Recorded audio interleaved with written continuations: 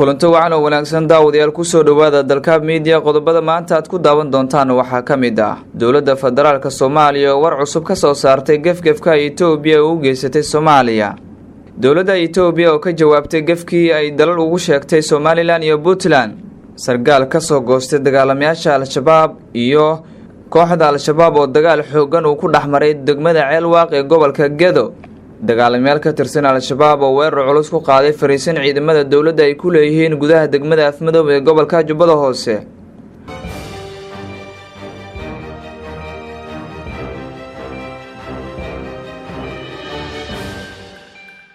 qodobadaasi qodobo kale ayaad ku daawan doontaan daawadayaal dalka media balse aan ku bilaabo dowladda Soomaaliya. wasiirka wasaaradda arrimaha dibadda Soomaaliya Axmed Ciise Cawad ayaa markii ugu horeysay ka hadlay labadii dhacdo ee aadka loo hadlayay ee gafka ahaa oo dowladda Itoobiya gaar ahaan wasaaradda arrimaha dibadda ku dhawaaqday. wasiirka arrimaha dibadda ayaa sheegay in qaladka koowaad ee Soomaaliya loogu mid dhigay Itoobiya uusan ahayn wax weyn isla markaana markii ay la hadleen dowladda Itoobiya laga saaray sawirka muranka keenay. waxa uu sheegay in sidoo kale wasaaradda arrimaha dibadda Itoobiya ay sameynayso baaritaano ku aadan cidda falkaasi ka dambeysay isla markaana lala xisaabtami doono dadkaasi falka geystay. waxaan wuxuu ahaa wax micno weyn aan lahayn oo qalad dhacay ah. Soomaaliya kaliyana ma quseyn qariirada qof ku falaaday oo aan sax ahayn bay ahayd iyaguna markii qaladkooda ay arkeen annagu aan kala hadalnay ayay ka saareen cudurdaarna way ka sameeyeen baaritaanna way wadaan ayuu yiri wasiirka arrimaha dibadda ee dalka Soomaaliya. isagoo la hadlayay laanta afka Soomaaliga BBC-da ayuu sidoo kale ka hadlay hadalhayntii ka dhalatay markii mar kale bogga wasaaradda arrimaha dibadda Itoobiya lagu arkay in Somaliland iyo Puntland u aqoonsadeen dalalka madax bannaan Soomaaliya. annaga dowlad Soomaaliyeed baan nahay Itoobiya kama mid nihin si rasmi ah ayaan dowladda Itoobiya warqad ugu qornay waana noo soo jawaabeen dowlad ahaan dowlad ayayna noogu cudur daarteen haddii la rabay in aan baraha bulshada ku shaacino sidaasi ma ahan sida ay dowladaha ayuu yiri wasiirka arrimaha dibadda Soomaaliya Axmed Ciise Cawad. safiiro ma joogaan Hargeysa iyo Garowe. Soomaaliya hal dowlad bay leedahay hal safiir ayaana u jooga Itoobiya safiirkaasina waxa uu joogaa Xamar isaga ayaana diblomaasiyadda Itoobiya mas'uul ka ah ayuu yiri wasiirka arrimaha dibadda Soomaaliya Axmed Ciise Cawad. dowladda Itoobiya ayaa mar kale war ka soo saartay arrin xiisad dhalisay oo ku saabsaneyd in wasaaradda arrimaha dibadda Itoobiya ay dowlad madax bannaan u aqoonsatay maamulada Puntland iyo Somaliland.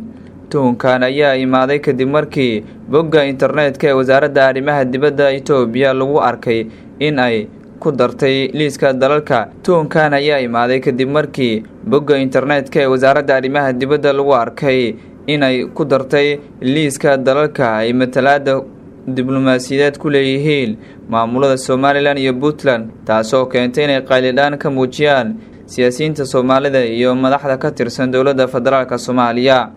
dowladda Itoobiya ayaa sheegtay inay marnaba diyaar u ahayn inay ku xadgudubto madax bannaanida Soomaaliya isla markaana ay Somaliland iyo Puntland u aqoonsan tahay maamul hoos yimaada dowladda federaalka Soomaaliya. afyeenka wasaaradda arrimaha dibadda Itoobiya oo la hadlay laanta afka Soomaaliga BBC-da ayaa yiri Itoobiya waxay Somaliland iyo Puntland u aqoonsan tahay in ay yihiin maamul hoos yimaada dowladda federaalka Soomaaliya. sidoo kale afyeenka waxa uu sheegay in dowladda Itoobiya xarumo diblomaasiyadeed ay ku leedahay Muqdisho, Somaliland iyo Puntland taasina aysan la micno ahayn in ay u aqoonsan tahay dowladda madax bannaan. mar wax lagu weydiin sababta liiska wadamada loogu daray Somaliland iyo Puntland ayuu ku jawaabay in page-ka wasaaradda arrimaha dibadda ay ku qoran yihiin waxyaabo badan balse arrintan ay dib u eegayaan. waxaa xusud mudan in wasaaradda arrimaha dibadda ee dalka Itoobiya boggeeda ay ku leedahay internetka ay dalal ahaan u aqoonsatay maamulada Puntland iyo Somaliland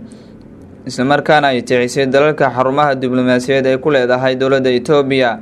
arrintan ayaa ku soo aadaysa xilli dhowaan ay muran badan dhalisay tallaabadii wasaaradda arrimaha dibadda Itoobiya qariirada uga saartay dalka Soomaaliya inkastoo markii dambe ay arrintaasi raaligelin ka bixisay. haddaan eegno gobolka Gedo gaar ahaan degmada Ceelwaaq ee gobolkaasi duleedkeeda waxaa laga sheegayaa in dagaal xoogan uu ku dhaxmaray dagaalamayaal ka tirsan Al-Shabaab iyo sargaal ka soo goostay Al-Shabaab. dagaalka oo saacado badan socday ayaa waxaa la sheegay in lasoo adeegsado hubka noocyadiisa kala duwan isla markaana uu ka dhashay khasaare kala duwan sida dadka deegaanka ay sheegeen. sargaalkan ayaa maalmihii u dambeeyay ku howlanaa sidii uu ugu soo biiri lahaa ciidamada dowladda ee ku sugan degmada Ceelwaaq ee gobolkaasi isla markaana al-shabaab ay ka diideen in uu ka baxa deegaanka uu maamulo. dagaalka ayaa yimid kadib markii ciidamo uu hogaaminayo sargaalka ka soo goostay dagaalamayaasha al-shabaab ay dhexda u galeen koox ka tirsan al-shabaab isla markaana halkaasi uu ka dilaacay dagaal xooggan. dagaalka ayaa waxaa la sheegay inuu ku sii fiday deegaano fara badan isla markaana hubka noocyadiisa kala duwan la isu adeegsaday. mas-uuliyiinta gobolka Gedo waxay sheegeen in sargaalkaasi markii hore ay ka warhayeen isla markaana maalmihii dambe uu ku howlanaa sidii uu ugu soo goosan lahaa dagaalamayaasha al-shabaab haatan uu soo gaaray degmada Ceelwaaq ee gobolka Gedo sida ay sheegeen mas-uuliyiinta gobolka Gedo. muddooyinkii ugu dambeeyay waxaa soo badanayay saraakiisha ka soo goosanaysa dagaalamayaasha al-shabaab ee ku soo biiraya dhinaca dowladda Soomaaliya. al-shabaab ayaa waxaa cadaadis xooggan uu ka saaran yahay duqeymaha aan kala joogsiga lahayn iyo howlgallada ciidamada militariga Soomaaliya ay ka wadaan gobolada dalka kuwaasi oo dhibaatooyin badan ay kala kulmaan ciidamada dowladda iyo duqeymahaasi. al-shabaab ayaa waxaa la sheegayaa in deegaano fara badan bilooyinkii u dambeeyay ay iskaga baxeen taasina ay keentay in intooda badan saraakiishooda ay kusoo biraan dowladda Soomaaliya. isla maamulka Jubbaland ayaan ku guda jirnay degmada Afmadow ee gobolka Jubbada Hoose waxaa xalay ka dhacay dagaal xooggan oo u dhaxeeya ciidamada dowladda iyo kuwa maamulka Jubbaland oo isku dhinac ah iyo dagaalamayaal ka tirsan al-shabaab oo weerar xooggan ku soo qaaday gudaha degmadaasi. dagaalka ayaa saacado badan socday sida dadka deegaanka ay sheegeen isla markaana waxaa la isu adeegsaday hubka noocyadiisa kala duwan. dagaalka ayaa waxaa ilaa iyo hadda aan la ogeyn khasaaraha ka dhashay inkastoo dadka deegaanka ay sheegayaan in dagaalkaasi uu ahaa mid aad u xooggan oo hubka noocyadiisa kala duwan la isu adeegsaday isla markaana dadka deegaanka ay soo wajahday cabsi xooggan. ciidamada dowladda iyo kuwa maamulka Jubbaland ayaa iska caabiyay dagaalamayaashii weerarka ku soo qaaday fariisimaha ciidamada dowladda ay ku leeyihiin gudaha degmada Afmadow ee gobolka Jubbada Hoose. al-shabaabkii weerarka ku soo qaaday gudaha degmadaasi ayaa waxaa la sheegay in markii dambe ay ka baxeen gudaha degmadaasi kadib markii iska caabin xooggan ay kala kulmeen ciidamada militariga Soomaaliya iyo kuwa maamulka Jubbaland ee ku sugan gudaha degmadaasi. al-shabaab ayaa dhowr jeer waxay weerar ku soo qaadeen gudaha degmada Afmadow ee gobolka Jubbada Hoose iyagoona markii dambe dagaal xooggan kala kulmaya ciidamada militariga iyo kuwa maamulka Jubbaland ee ku sugan gudaha degmada Afmadow ee gobolka Jubbada Hoose. guud ahaan intaas ayaan kusoo gabagabeynayaa daawadayaal warkii aad ka daawanayseen dalka media intaan warkaan oo kale aan ku kulmi doono sidaas iyo nabadgelyo.